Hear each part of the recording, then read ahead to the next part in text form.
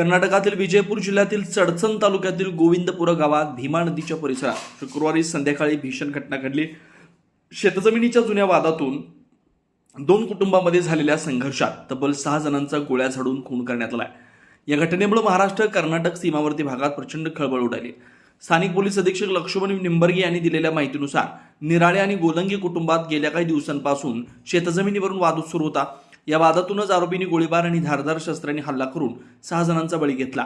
घटनेची माहिती मिळताच चडचण पोलीस ठाण्याचे अधिकारी, फॉरेन्सिक पथक आणि वरिष्ठ अधिकारी घटनास्थळी दाखल झाले।